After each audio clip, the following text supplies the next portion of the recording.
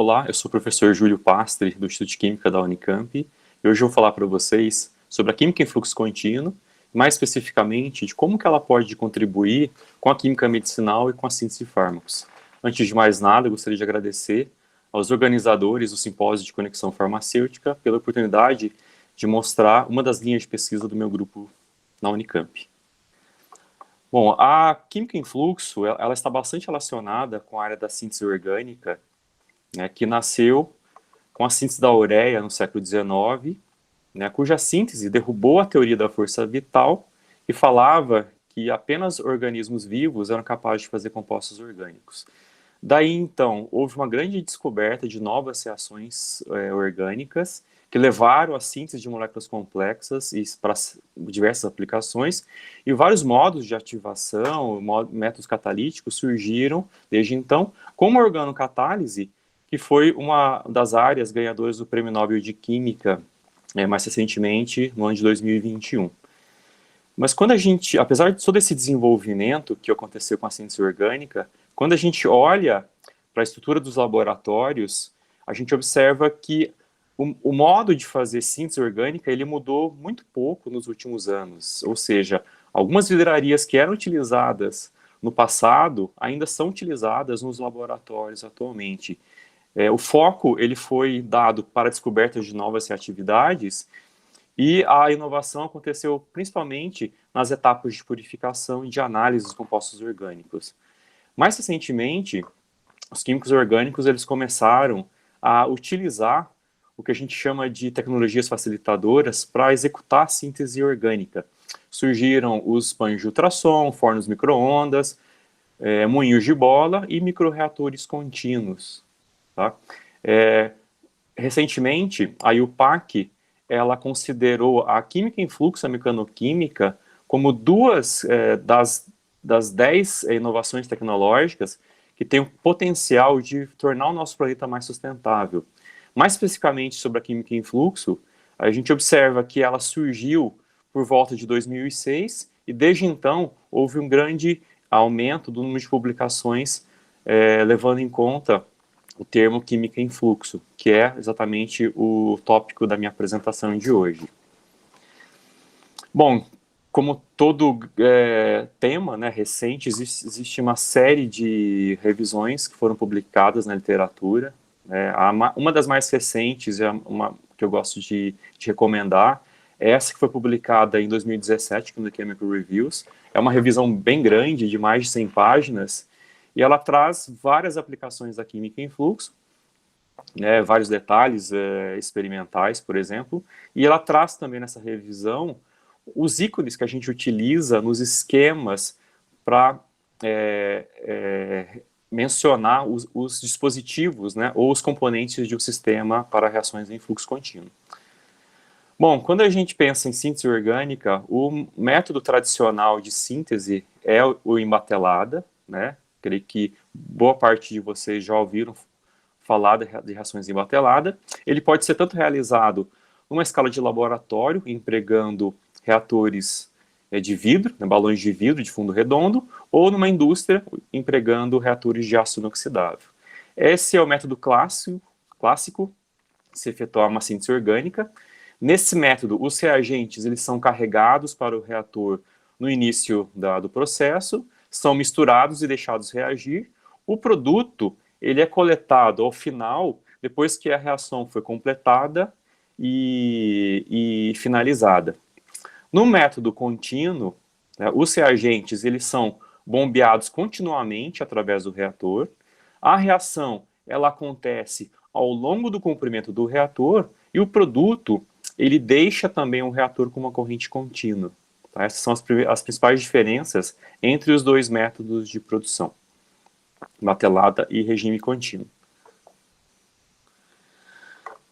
Numa configuração típica de reações empregando química em fluxo, nós temos diversos componentes, diversos elementos. Tá? O principal são as bombas. A gente precisa de sistemas de bombeamento que vão bombear os reagentes para o reator, e o coração do sistema é o reator, que pode ser tanto uma serpentina de um material inerte, como PTFE ou PFA, ou a gente pode utilizar também serpentinas de ácido inoxidável para reações a temperaturas elevadas. O reator também pode ser um reator de vidro ou de quartzo, um microchip, e a gente também pode utilizar colunas de vidro ou de aço inox para reações em fase sólida, né, utilizando um leito fixo.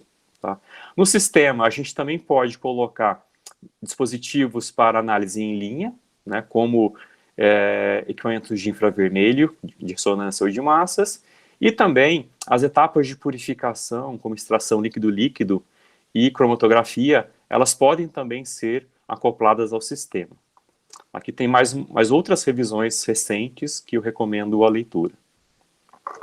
Bom, a química em fluxo ou processamento contínuo já era utilizado, né, pela indústria química de base petroquímica há várias décadas, mas a popularização dessa técnica no meio acadêmico, ela aconteceu principalmente pelo desenvolvimento de sistemas comerciais para reações em escala de laboratório, como esse FlowSim da Unixis, esse equipamento da VaporTech e esse equipamento da Series. Porém, né, para se efetuar reações em regime contínuo, não é necessário a aquisição de equipamentos comerciais dedicados como estes aqui apresentados.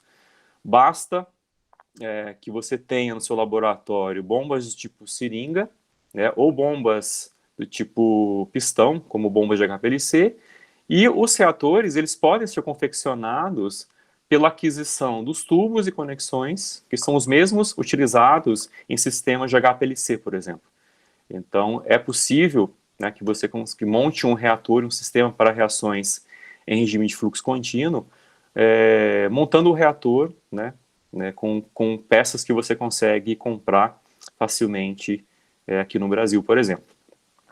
Em termos de escala, né, as reações em regime de fluxo contínuo, elas podem ser efetuadas na escala nano até a escala macro, né, ou seja, de 15 nanolitros até 1 litro, porém, boa parte dos trabalhos acadêmicos, eles são realizados na escala meso, ou seja, os reatores, eles têm volumes que vão de 100 microlitros a 10 ml tipicamente, tá? Bom, depois, né, de falar, né, o que é a química em fluxo, a primeira pergunta que surge é por que a gente deveria executar reações em regime contínuo? Qual o benefício ou qual o ganho em se executar reações em regime contínuo quando a gente compara com o método em batelada? Existe uma série de vantagens, tá? Eu não vou detalhar cada uma delas, né, nesse slide, mas eu queria chamar a atenção para as duas vantagens principais. Primeiro, é que em sistemas de microreatores contínuos, nós temos uma mistura bastante eficiente dos reagentes, né, porque como o sistema tem dimensões muito pequenas, então a mistura dos reagentes ela é bastante eficiente. Outra vantagem desses sistemas de microreatores é a transferência rápida de calor e o controle bastante preciso da temperatura, que é resultado dessa razão elevada entre a área superficial do reator e o seu volume. Né? Quando a gente compara com o método batelada, existe uma razão bem baixa entre a área superficial e o volume do reator que prejudicam tanto o controle da temperatura quanto a transferência de calor. Então, boa parte das vantagens da química em fluxo, da sua adoção, vem principalmente da mistura eficiente e do controle mais preciso da temperatura do sistema. Essas vantagens, elas trazem reações mais rápidas, mais seguras, reações mais limpas, né, o produto geralmente ele tem uma qualidade muito melhor, e normalmente, como os sistemas eles são pequenos, quando se compara com o método batelada, os sistemas eles têm um tamanho bem menor. Tá? Existem também várias vantagens para a adoção da química em fluxo, especificamente para a indústria farmacêutica, e mais para frente eu vou detalhar um pouco melhor essas vantagens, inclusive mostrando alguns exemplos. Quando a gente trabalha com a química em fluxo, existem pelo menos 4 princípios ou parâmetros-chave na química em fluxo, que é o tempo de residência, a mistura, a pressão e a temperatura, E na apresentação de hoje, eu vou falar um pouco mais sobre o tempo de residência e sobre a temperatura. O tempo de residência, ele é equivalente ao tempo reacional em uma reação embatelada. Ele equivale ao tempo que uma fração da massa reacional permanece dentro do reator. Como a gente está bombeando continuamente os reagentes através do reator, o tempo que as moléculas dos reagentes permanecem dentro do reator até se tornarem um produto é chamado de tempo de residência.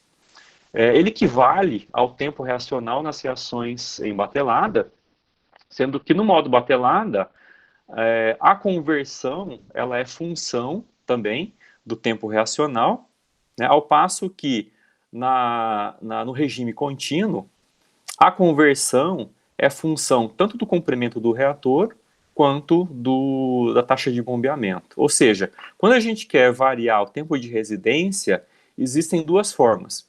Tanto o volume do reator ele pode ser alterado, né, ou a taxa de bombeamento ou vazão. Tá?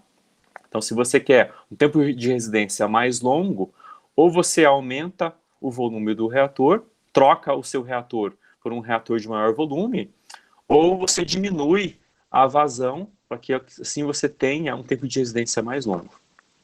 Quando a gente olha para a temperatura, em regime de fluxo contínuo, tanto o aquecimento quanto o resfriamento, ele é muito mais rápido e eficiente em comparação ao método batelada.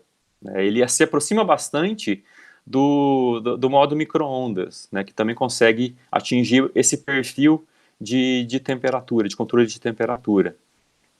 Qual que é a vantagem desse controle mais fino, mais preciso da temperatura? Como a janela de temperatura é mais estreita no modo contínuo, reações laterais elas deixam de ser promovidas, né? Porque as reações laterais geralmente elas acontecem pela formação de hotspots ou quando nós não temos um controle eficiente da temperatura. Se uma janela de temperatura mais larga outras reações aumento da temperatura isso, né, com esse maior controle da temperatura, né, como resultado, as reações elas são geralmente mais seletivas. Tá? Outra vantagem de trabalhar com sistemas em fluxo é a possibilidade de pressurizar os reatores acima do ponto de ebulição do solvente. É muito fácil você conseguir aquecer um solvente 100 a 150 graus Celsius acima da sua temperatura de refluxo. Né? E com isso também, as reações elas ficam muito mais rápidas, porque, de acordo com a equação de Arrhenius, né, a cada aumento de 10 graus na temperatura da reação, a reação ela fica 2 vezes mais rápida. Tá? E com isso, as reações, além de ser mais seletivas em regime contínuo, elas passam a ser também muito mais rápidas. Como vocês sabem, o processo de descoberta de fármacos ele é bastante complexo, caro e demorado. Para cada 5 a 20 mil moléculas que são avaliadas, apenas uma chega ao mercado, né, como um fármaco comercial. Esse processo é bastante longo, existem várias etapas que devem ser cumpridas até a identificação de um composto líder, né, a sua avaliação nas fases clínicas e depois a aprovação para o mercado, para comercialização desse fármaco. Como está aqui destacado, em várias etapas desse processo, a síntese orgânica ela contribui, desde a identificação do alvo terapêutico, a identificação do composto HIT, a otimização do HIT para o composto lead e até mesmo para o fornecimento de materiais para os estudos clínicos e depois para a produção em larga escala do fármaco que foi aprovado. Então, a síntese orgânica é bastante importante nesse processo, porém, boa parte, né, desse desenvolvimento de fármacos, ele é feito em regime de batelada. Ou seja, em cada fase do desenvolvimento de um fármaco, de um novo candidato a fármaco, quantidades crescentes das moléculas, elas são necessárias, desde miligramas, das fases mais iniciais de screening de moléculas, até quantidades crescentes de gramas, quilos, até toneladas, quando o processo ele vai para a escala comercial, né? E no regime batelada, cada aumento de escala, normalmente ele necessita de uma reotimização do processo, né? Ou seja, as condições reacionais ótimas para a escala pequena, normalmente elas não são as melhores condições para a escala grande, então é necessário uma reotimização dos processos. Por outro lado, o aumento da escala em regime contínuo, ele é muito mais direto, porque a mesma estrutura, a mesma infraestrutura que pode fornecer quilos do material, né, num dia, se esse sistema permanecer em operação por várias semanas ou meses, pode então levar à produção de quantidades cada vez maiores do material. Além de que o regime contínuo facilita a integração de etapas e também permitem a utilização de sistemas automatizados. Bom, como que a química em fluxo pode contribuir tanto com a química medicinal, com a descoberta de novos fármacos e para a síntese de IFAs? Bom, para a síntese de IFAs, a gente sabe que boa parte deles tem de 4 a 6 etapas nos seus processos 4 a 6 etapas de síntese nos seus processos de produção, e uma das primeiras vantagens da adoção da química em fluxo é a integração dessas etapas em um processo único, né? Ou seja, sínteses multietapas, elas podem ser integradas sem o isolamento dos intermediários de cada síntese. Com isso, uma vez que a purificação dos intermediários ela não é mais necessária, como a primeira vantagem disso é uma menor geração de resíduo, que é bastante importante para a indústria farmacêutica e farmoquímica. Por exemplo, 80% do resíduo da indústria farmoquímica é devido à utilização de solventes, tanto nas etapas de purificação quanto na lavagem dos reatores, e essa geração grande de resíduos impacta bastante no fator E da indústria farmacêutica e farmoquímica, ou seja, para cada quilo de fármaco que é produzido, são gerados até 100 quilos de resíduos, né, principalmente pela utilização de uma grande quantidade de solventes. Agora, para a química medicinal, também existem algumas vantagens pela adoção da química em fluxo, né, por exemplo, a geração rápida de bibliotecas de compostos, a automatização dessas sínteses, a facilidade com que se pode fazer o screening ou a triagem de condições de reação. Também as sínteses multietapas, elas podem ser integradas em processos únicos, sem o isolamento dos intermediários, como eu falei anteriormente para a síntese de IFAs, e também o escalonamento, ele é muito mais direto, que pode acelerar o desenvolvimento de novos candidatos a fármaco. Existe um grande potencial para a indústria farmacêutica e farmoquímica pela adoção da química em fluxo. Existe uma série de vantagens, como a produção mais rápida dos fármacos, a redução do custo de produção, o escalonamento mais rápido, né, e etc.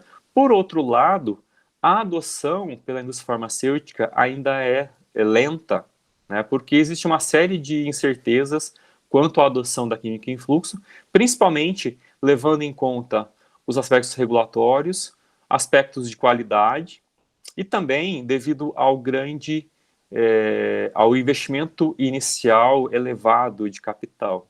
Então, para mudar de tecnologia para batelada para o fluxo contínuo, isso demanda um investimento de capital relativamente elevado. Tá? Então, isso geralmente tem atrapalhado a adoção da química em fluxo pela indústria farmacêutica. Quando a gente olha para os aspectos regulatórios, o próprio FDA dos Estados Unidos, ele já lançou alguns documentos que têm por objetivo guiar as indústrias farmacêuticas e farmoquímicas na adoção da química em fluxo em seus processos de produção.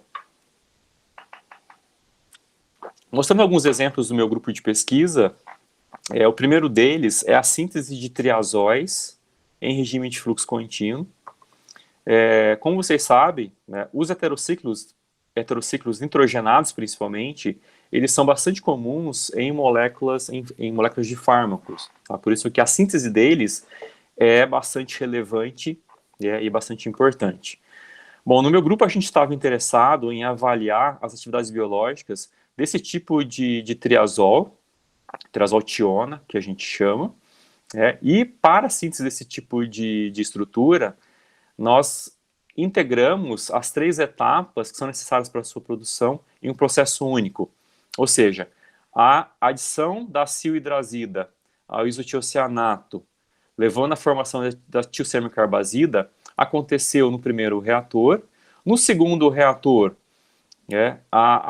uma corrente contendo base foi combinada com a corrente que saiu do primeiro reator, levando à formação desse triazol, pela ciclização em meio básico. No terceiro reator, a alquilação do enxofre aconteceu pela adição de uma terceira corrente contendo os agentes alquilantes. As 3 etapas elas puderam ser efetuadas em tempos de reação de até 47 minutos, né, de aproximadamente 50 minutos, e os rendimentos eles foram de até 94% para as 3 etapas. Empregando esse sistema, nós fomos capazes de preparar 17 exemplos, variando o padrão de substituição da cilhidrazida, do isotiocianato e dos aletos de alquila, né, preparando essa biblioteca de compostos em rendimentos de até 94%.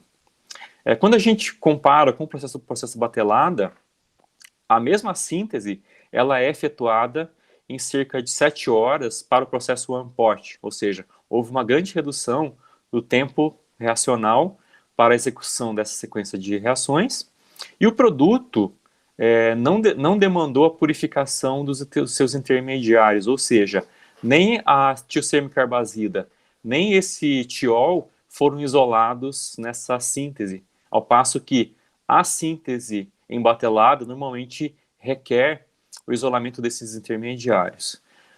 Alguns rendimentos eles foram um pouco baixos, né, como para esse exemplo, apenas 12%, que é equivalente ao rendimento conseguido em batelada, porém, com essa síntese, a gente mostrou que é possível a produção de quantidades, né, da ordem de miligramas, que são utilizados em ensaios in vitro, né, para atividades biológicas, até o fornecimento de gramas desses compostos, que normalmente são necessários para estudos mais avançados, empregando modelos in vivo.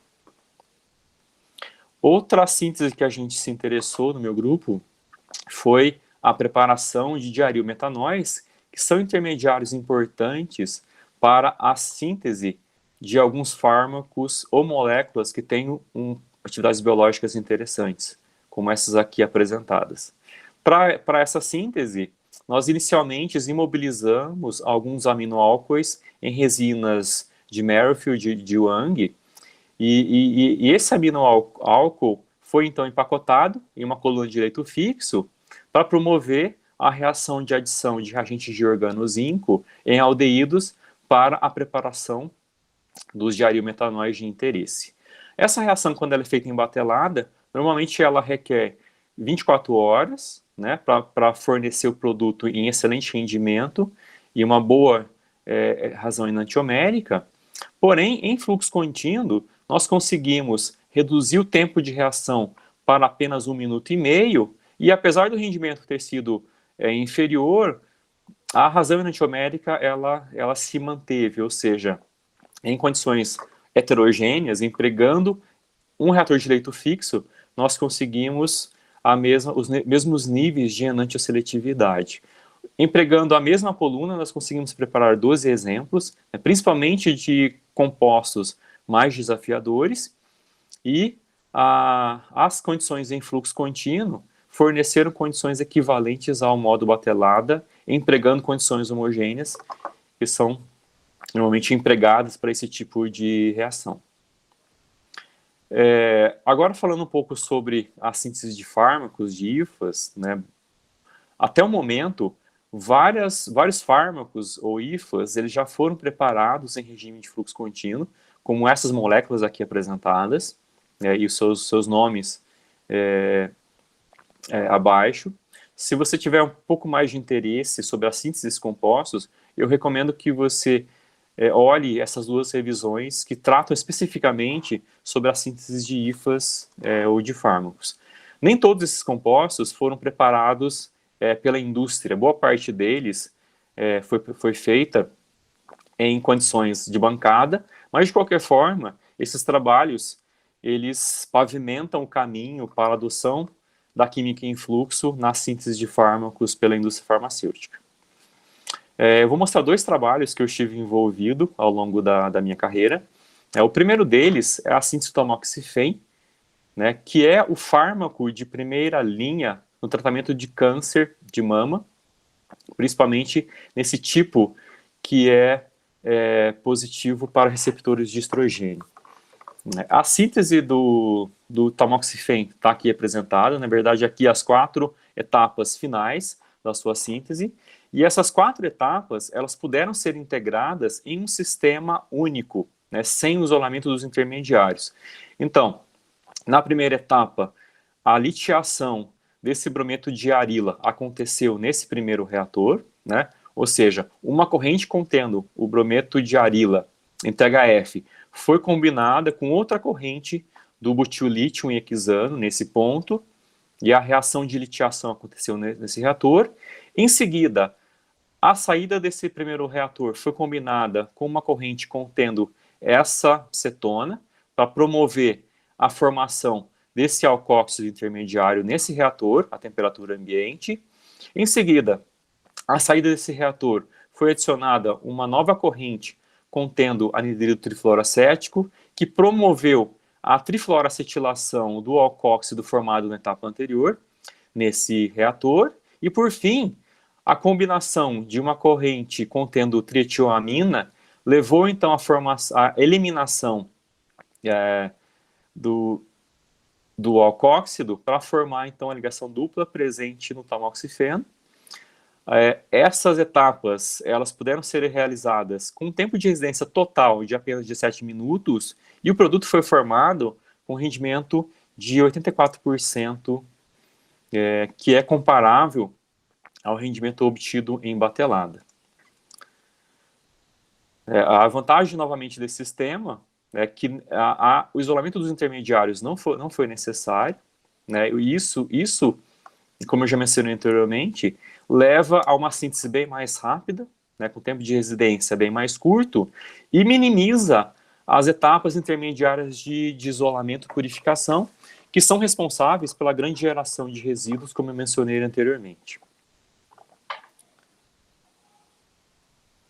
Esse é o sistema que nós empregamos para essa síntese. Para essa síntese foram utilizados 2 sistemas comerciais da VaporTech. Aqui estão as bombas do primeiro sistema, aqui as bombas do segundo.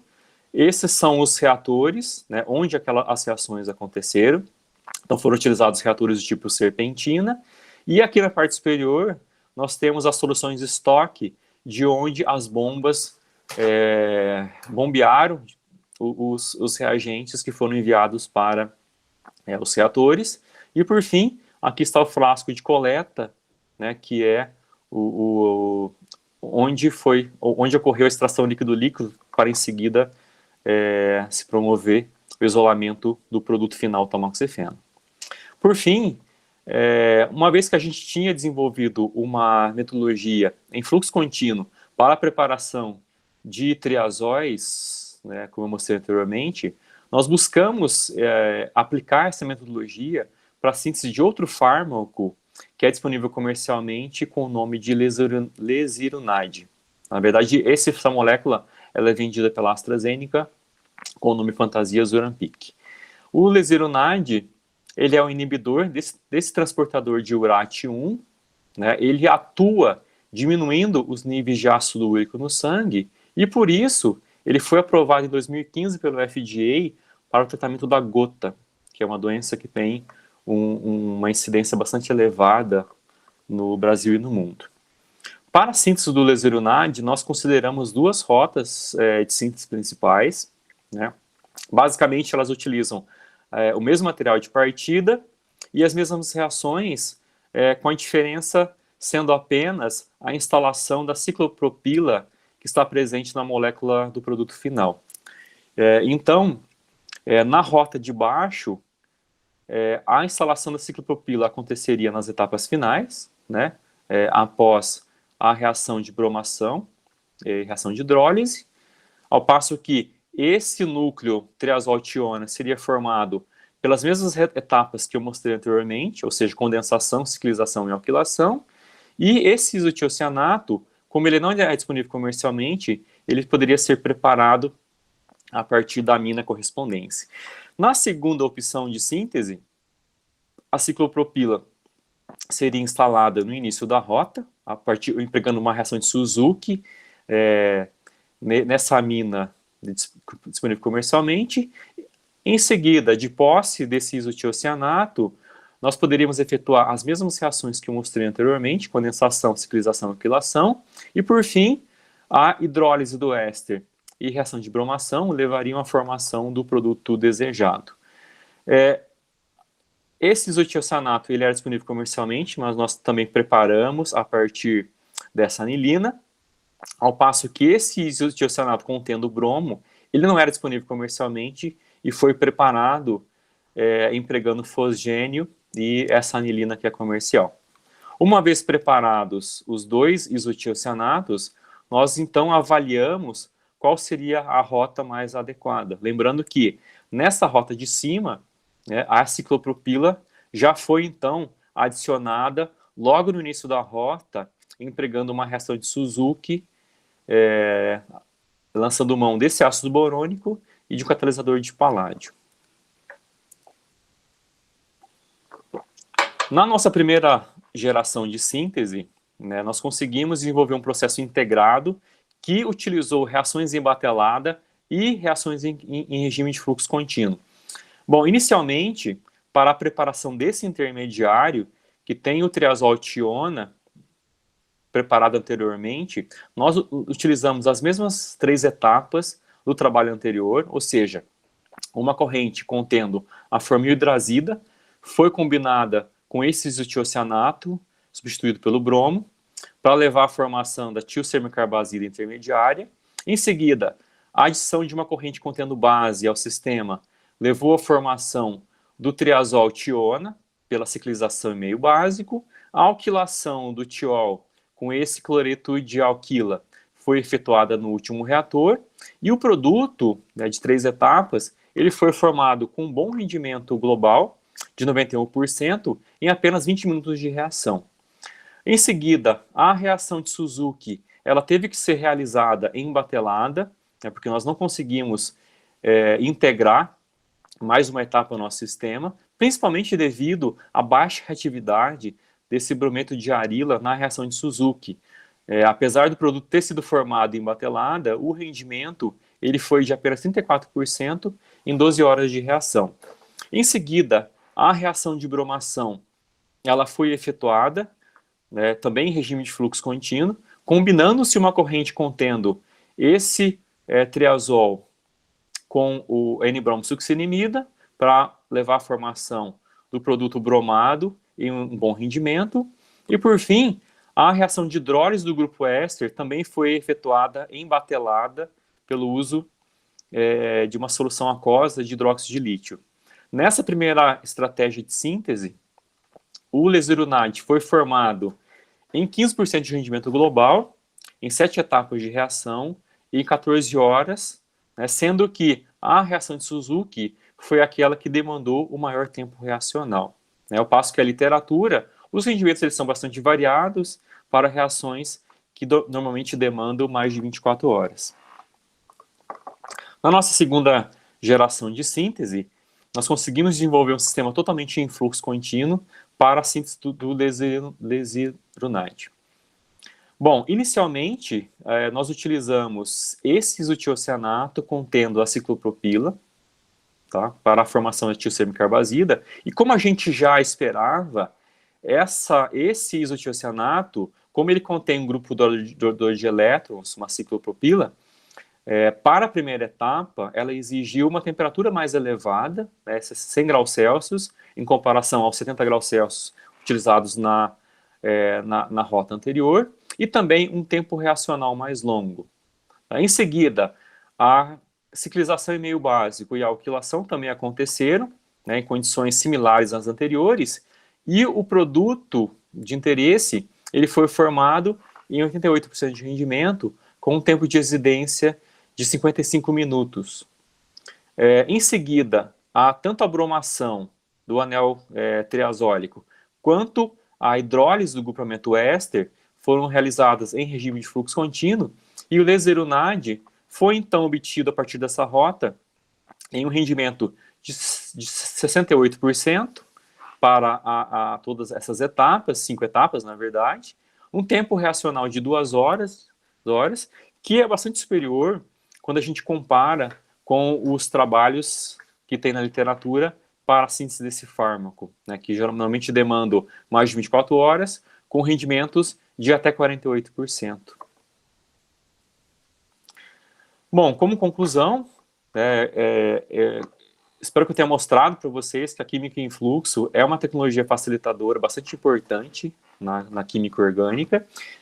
Ela apresenta um grande potencial para a síntese de fármacos, né, e também para a química medicinal, né, principalmente pela integração de etapas, pelas reações mais rápidas, mais limpas e mais seguras, e também é uma alternativa bastante interessante ao método em batelada, né, como eu mostrei para vocês com alguns exemplos. Porém, né, apesar de eu ter apenas mostrado vantagens, a química em fluxo também tem as suas próprias limitações, e uma delas é o processamento de sólidos, que é um problema, né, uma vez que a formação de sólidos poderia levar ao entupimento dos canais que são utilizados para as reações.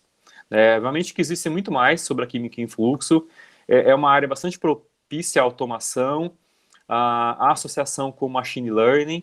Existem vários trabalhos de automização empregando esses sistemas de reação em regime de fluxo contínuo, e também, né, é uma área bastante propícia para intensificação de processos, ou seja, o uso de sistemas bastante pressurizados em temperaturas elevadas para a síntese de fármacos, por exemplo. Bom, gostaria de agradecer a FAPESP e as outras agências de fomento, né, pelo financiamento dos meus projetos, também aos alunos do meu grupo de pesquisa, aos membros passados e presentes, aos colaboradores e ao Instituto de Química da Unicamp pela infraestrutura.